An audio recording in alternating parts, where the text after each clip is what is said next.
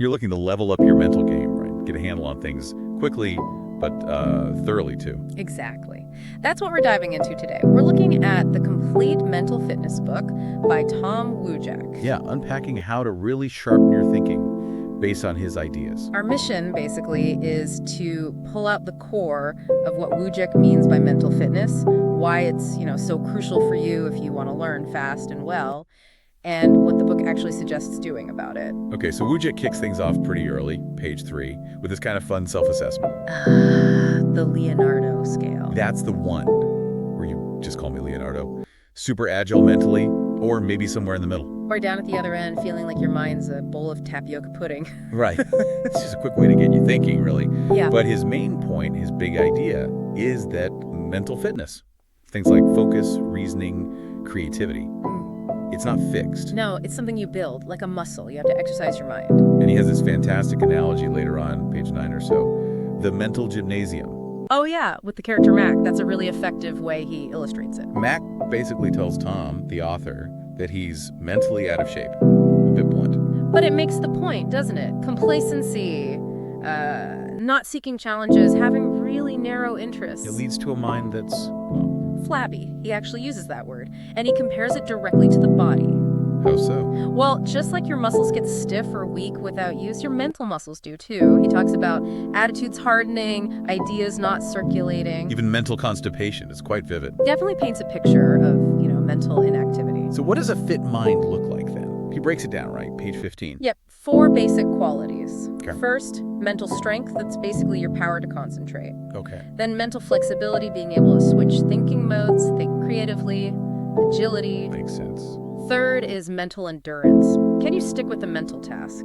Sustain the effort. And the last one? Mental coordination, like timing, balance, getting your thoughts working together smoothly and efficiently. Gotcha. So strength, flexibility, endurance, coordination, like physical fitness. Exactly. And he points to 2 main reasons we get mentally out of shape. Page 17, I think. What are they? First, just a lack of challenging situations. If you're not pushed, you don't grow. Right. The complacency Mac mentioned. And second, the powerful pull of mental habits. Those automatic ways we think and react without really, thinking about it. Habits. So crucial. He talks about cultivating good ones around page 18. Definitely. It's about making a conscious effort to change the unhelpful automatic stuff. Maybe less daydreaming when you need focus, or making decisions more carefully. Taking a few more risks, perhaps. Could be. And he even mentions developing the habit to develop good habits. Kind of meta, but important. So that leads into what a mental exercise actually is for him, right? Page 20. Yeah, it's pretty straightforward. Any activity where you're actively using your mind, deliberately manipulating your mental resources. But the how is key, isn't it? Absolutely. Technique and consistent practice, that's what gets results, not just going through the motions. Okay, so before we hit the mental weights, he talks about warming up. Loosening up, page 25. A mental warm-up. He uses this idea of having 100 volts of attention. And distractions just drain that energy away. Precisely. So loosening up helps prepare you to focus that energy. And how do we loosen up? The core is letting go. Not necessarily stopping thoughts, which is hard, but just not getting tangled up in every single one. Okay, detaching a bit. Yeah.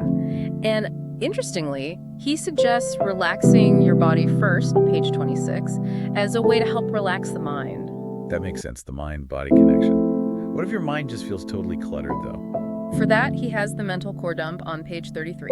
Simple idea. Just write down everything that's on your mind. Get it out. Create some mental breathing room. Exactly. Which clears away from mental movement, page 37, and that vital skill, concentration. And he gives a specific exercise to that. The 2-minute mind exercise, page 38.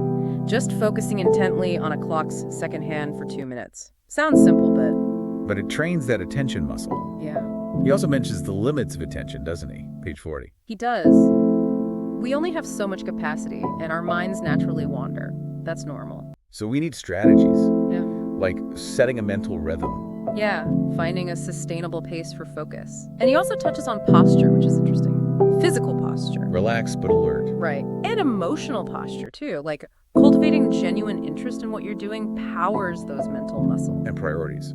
Setting clear priorities helps focus too. Definitely. Page 46, it's another kind of mental posture, knowing what to focus on. Okay, so we've warmed up, we're focusing.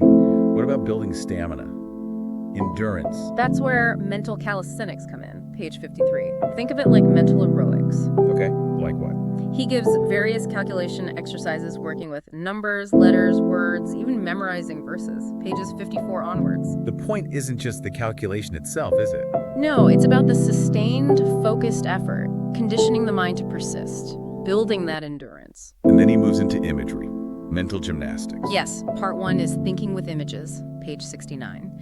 He stresses how important visualization is in so many fields: science, design, business. Chess players, right? Absolutely. And he makes a useful distinction